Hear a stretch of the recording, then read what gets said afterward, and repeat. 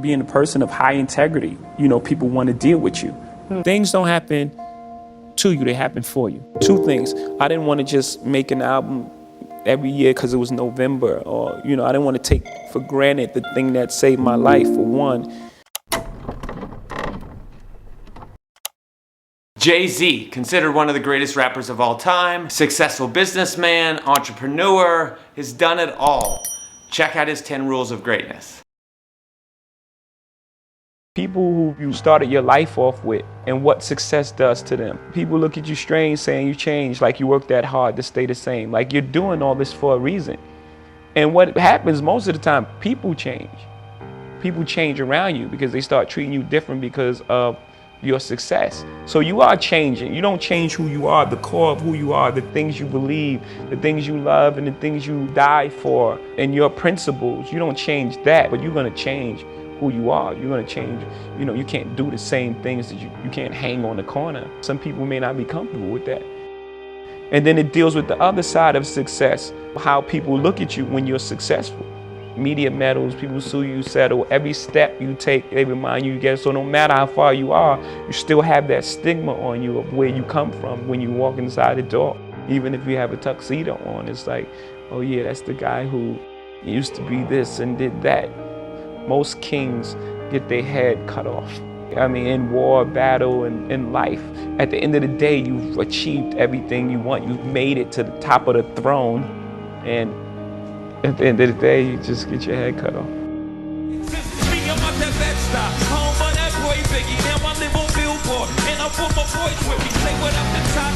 Still sipping my top, sitting courtside, mixing that, give me high five. Yeah, I be spiked out, I can trip a referee. Tell by my attitude that I'm most definitely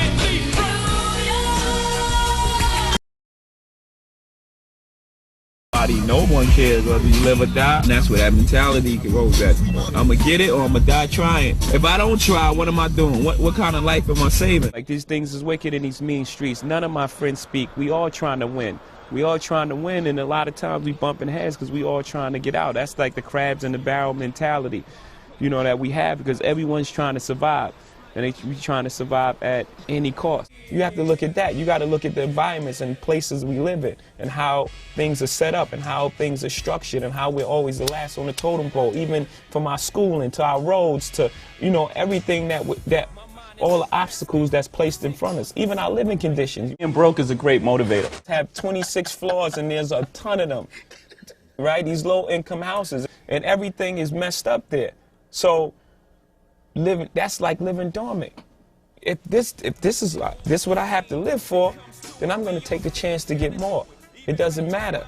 It doesn't matter what happens to me. In life, people emulate the end result, not the process. The end result is what they see, and they emulate that. Before Kobe scored that 61, that day he was practicing. He practiced his whole life. Are you willing to put in that sort of commitment? Are you willing to practice your whole life? Mayweather's running right now, probably. Do you want to put in that work? That's what it takes for something great, that amount of time. Make it out and make it to ascend to these levels of success that, when someone goes, it's like, run, go as far as you can go. Like, please, and everyone champions her. And it's a sense of it can be done. It's like, wow, she made it. Maybe I can make it. Now there's a bunch of little black girls in neighborhoods like, I can make it. You got to realize what's behind it. It's really not anything personal. That's the ambition talking, because I don't know these guys. I hardly see them, and we don't cross paths for the most part. I don't know them. I know it's more a competitive thing. Like, you're the guy in the way of the #1 spot, and I want it. That's it. It's just a competitive sport, and it comes with the job. Things that you apply in business, they say that he has great instincts, but on the streets, having great instincts can be the difference between life and death, not just losing the deal. Or incarceration. Or incarceration, which is less than death, right? And being a person of high integrity, people want to deal with you. you know, in business, in the Trust. streets. You know, trust and honorable and, you know, a man of your word, you know, all these things come to play in business world. I'm not condoning anything, any street activity, but it's just the way it is. Come on, city never see. Gotta slip you an concrete jungle where dreams are made of. Yes. There's nothing you can't do. Yes. Now you're in New York. That's right. That's right. These streets will make you feel brand new.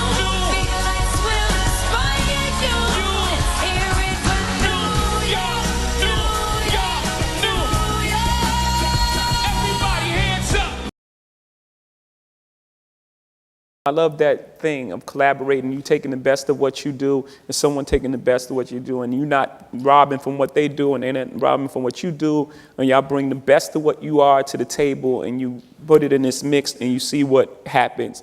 You know, I love that part of creating. So there'll definitely be, you know, because I don't believe in those lines that people put up for music. You know, this is for this person, this is for that people. You know, this is rock, this is blues. I just believe good music, bad music, and, you know, put those two elements in the room and, you know, see what happens. Let the, you know, God, the universe, the movement, whatever happens in that room tonight, wine, whatever happens, you know, make great music. Two things. I didn't want to just make an album every year because it was November, or, you know, I didn't want to take for granted the thing that saved my life, for one.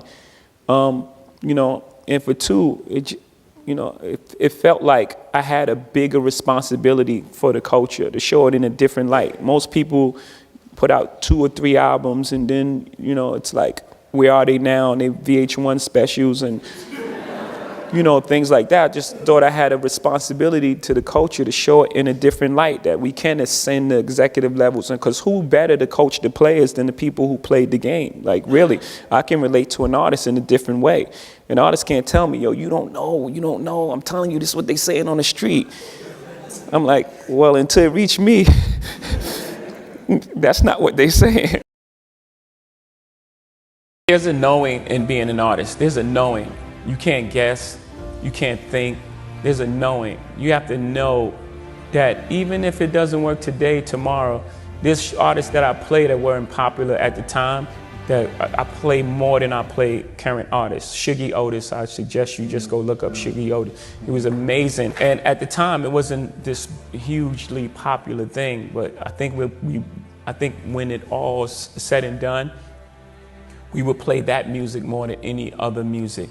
Right, so you have to have this knowing that, okay, it may not work today, it may not work tomorrow, but this is the right thing, and this is what I'm doing, and this is what's feeding me. So that would be the best advice that I can give you. That knowing, just believe in what you're doing. And if you don't believe in it, then you're not doing it. You haven't figured out the thing that you do best yet. When you feel it and when you know, no one can tell you. You only have to be right once. As an artist, if you ain't inspired to work, then you start thinking. Once you start thinking, you start forcing music. It's never good. My feeling is, whenever inspiration don't find you, you have to find it. And I wish I could say we were geniuses and said we're gonna start our own company. You know, that's not what happened. You know, in the beginning, we went to every single label and every single label shut their door on us. The genius thing that we did was we didn't give up. We didn't say, because these guys, you know, we use that what do they know approach. You know, we didn't give up at that point. I think that, you know, that was the genius thing we did. We started selling our own CDs and we built our own buzz, and then the record company came back to us. So now we had a different negotiation. You know, it wasn't the same artist label relationship. Now we retain ownership in our own company. And it was the best thing for us. I always believed in the way you live your life, you affect the outcome of your life, you know, calm and everything. So I just want to be remembered as a very honest and straight up guy. You know, I'm pretty much a mirror. If someone's cool with me, like energies attract, right? You give off energy, you get that energy back. So just a person that was of the utmost integrity, honest, very hardworking, and someone who really cared about the culture. Because at the end of the day, that's what I'm pushing everyone for. I always had that in the back of my mind, and then I got to a point where I was like, man, I don't want to ever just do it to do it. And then it was this opportunity. So those two things combining led to the retirement. And then, of course, the love for it. Like with anything else, the love for making music, it started pulling me back to the studio. And it was like, yeah, for me, I was happy about it. Because I was like, yeah, that's the feeling I want. Go in with making an album. I want to have something to say, feel like I need to do it, as opposed to it's November and, put an album out. That admiration when people look at me and say, first black president, right? Because for me, like I said, when I walk in the room, I represent the culture. I love the culture and I love to honor it in that way. So when people look at me like that, it just gives me more motivation to keep, to continue to open doors for that next generation of artists. Like I said, this is the thing that saved my life, hip hop. I don't know where I would be without it. There were no backup plans. So for me, it's very important. And when people recognize that, it just lets me know that I'm doing the right thing. You may be a fan of his music, you may not. It doesn't matter. Success leaves clues, and if you can adopt some of the Jay-Z's rules to your life, you can win in life as much as he has, or at least take a chunk and achieve more with your life. So what rules are you going to adopt in your life, or what rules have you adopted and has already started changing your life? Please leave in the comments below how some of these rules has affected you or will affect you in the future. Please like, subscribe, hit that notification bell, and help us out. Thanks.